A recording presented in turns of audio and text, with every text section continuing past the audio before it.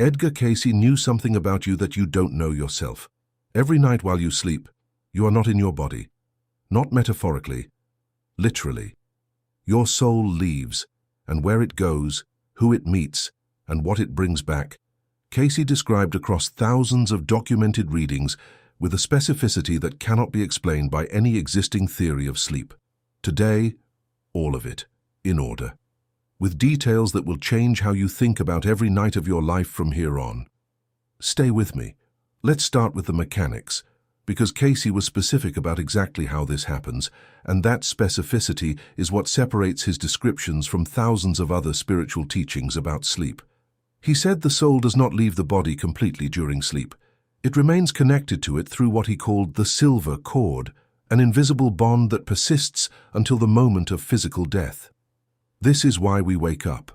This is why the body keeps breathing and the heart keeps beating even when we are not there in the usual sense. The cord holds. It is what allows the soul to leave each night and return each morning. And when it severs, that is death. Not before and not after. An important detail Cayce emphasized, the degree of exit varies every night. In light surface sleep, the soul stays very close to the body, almost inside it, simply in an altered state. In deep sleep, particularly in the phase modern science calls slow-wave sleep, delta waves, the deepest stage, the soul travels further, into a state Cayce described as the closest to what happens between incarnations. When he said that some people during sleep literally visit other people, receive real information about real events, pass through experiences that leave a real mark, he was referring specifically to these periods of deep sleep. A real documented case Cayce described in one of his readings. A woman came to him with a question about a recurring dream. Again and again she was seeing in her sleep a city she had never visited, with specific streets, specific buildings, specific people. The dream was so detailed and so real that she woke up feeling she had physically been there. Cayce in trance explained that this was not a dream in the ordinary sense. He said her soul had genuinely been visiting that city during sleep, that this was a real movement of consciousness to a real place. And he added a specific detail. Living in that city was a person with whom she had an unresolved karmic knot from a previous life. Her soul was seeking that contact during sleep because something between them had remained unfinished. She did not know this person in this life, but her soul did. Now, what Cayce said about different types of sleep, and here his classification is fundamentally different from anything you have heard about dreams before. He divided the nightly experience into three categories. The first, physiological. The brain processes the day's information, the body recovers, and the images that arise are a byproduct of this process, nothing more. Cayce said that most people assume all their dreams fall into this category and are deeply mistaken. The second category, symbolic. The soul has partially left the body and finds itself in an altered state in which it begins to see more clearly than in waking consciousness. Not because it has become wiser, but because the noise has been removed. Everything that occupies waking consciousness, worries, plans, fears, social roles, temporarily switches off. And what remains is a deeper understanding of the situations a person is in, of their relationships, of decisions they need to make. Cayce said dreams of this type, which often feel strange, dense with symbols, resistant to literal interpretation, are the most valuable for understanding your own life. Not because they contain literal predictions, but because they contain understanding that waking consciousness with its noise and rationalizations keeps closed. The third category, and here Cayce said something most people are not ready to hear, real experience. The soul genuinely went somewhere, genuinely interacted with someone, genuinely received information that was not in its waking consciousness. And this information is real. It can be verified, it can match what is happening in the physical world, it can contain knowledge the person did not have and could not have obtained through ordinary channels of perception. A woman, 43 years old, a healthcare worker, no interest in anything esoteric. She dreamed she saw a friend who lived in another city. Her friend was standing in an unfamiliar place, in a corridor with blue walls, and looked frightened. The woman woke up at 3 in the morning with the feeling that she needed to call immediately. She didn't call. She decided it was just a dream. In the morning, she learned that her friend had been admitted to hospital that night with acute pain. The corridor of the emergency department was painted blue. Cayce would have said her soul visited her friend during sleep, not symbolically, actually, and saw what it saw.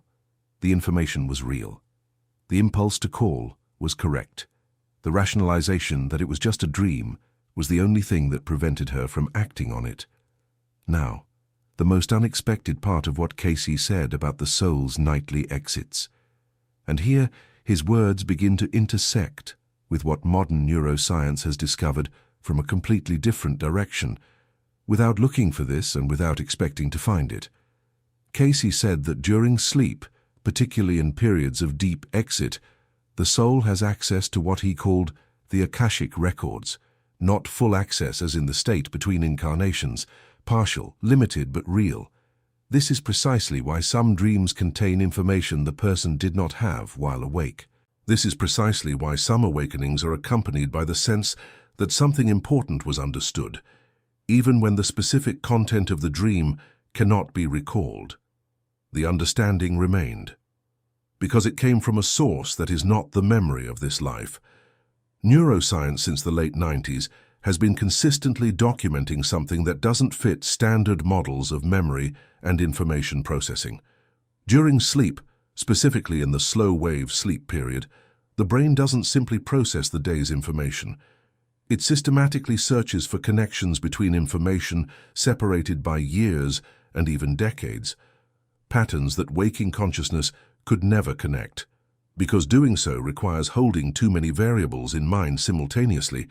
Connect during sleep. Scientists call this memory consolidation. Cayce called it access to deeper knowledge. The mechanism they describe, in fundamentally different words, is strikingly similar.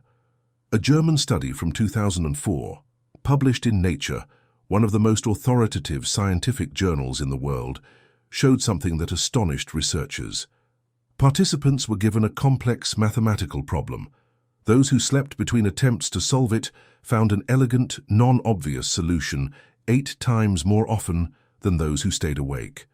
Not because the brain was thinking about the problem during sleep, in the usual sense.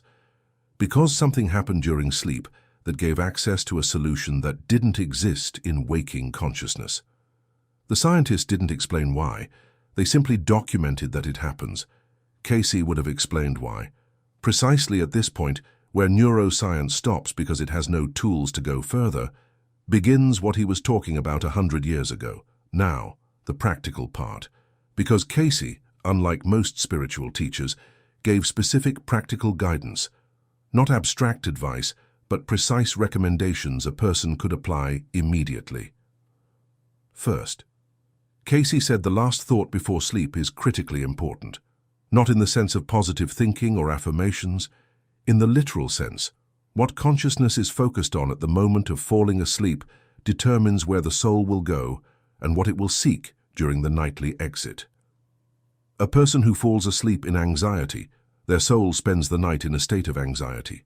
A person who falls asleep focused on a question that needs an answer, their soul spends the night searching for that answer, not metaphorically, literally.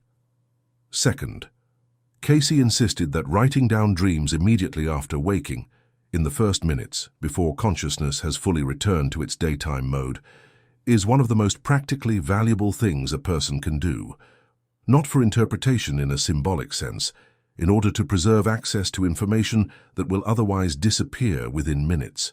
He said most people don't remember their dreams not because they don't have them, but because the transition from the nighttime state to the daytime state happens too quickly and too abruptly.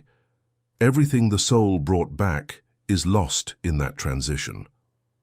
Third, and this is the detail Cayce emphasized particularly, he said that certain awakenings in the window between 3 and 5 in the morning are not random, that during this period, when the body has completed the first deepest sleep cycles and has not yet begun preparing for waking, the soul is in its most complete state of exit, and waking at this time is often not a disruption of sleep.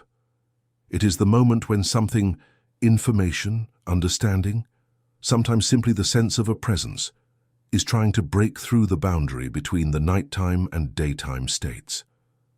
Cayce said, "If you wake up at 3 in the morning and cannot understand why, don't try to fall back asleep immediately. Lie still for a few minutes in the silence. Perhaps there is something there that was trying to reach you." And finally, the most unexpected thing of everything Cayce said about sleep. He maintained that during the nightly exits, souls meet each other, not only with those who are alive, with those who have died. That some dreams about deceased loved ones are not memories of them and not projections of grief. Real contact, a real meeting, in a space that becomes accessible when the body sleeps and the silver cord is relaxed enough to allow the soul to reach those who are no longer limited by a physical body. He described specific signs by which you can distinguish a real meeting during sleep from an ordinary dream about a deceased person. 3 criteria. The first, the quality of presence. In an ordinary dream, the person appears like a memory, flat, sometimes incoherent, mixed with other images. In a real meeting, the presence is 3-dimensional, alive, different from any memory precisely because it is not a memory. The second criterion, information. A real meeting almost always contains something the sleeping person did not know and could not have known. A word, a detail, something specific that can be verified. The third, the feeling after waking. An ordinary dream about a deceased person often leaves grief, longing, a sharpened sense of loss. A real meeting, according to Cayce, leaves something fundamentally different. Calm. Not consolation in the ordinary sense, specifically calm, as if something that had been troubling became less troubling. Because you just saw that they are all right, didn't hear about it, saw it. Write in the comments, has there been a dream in your life that felt not like a dream, but like a real experience? A dream about someone who has died that left not grief but something else.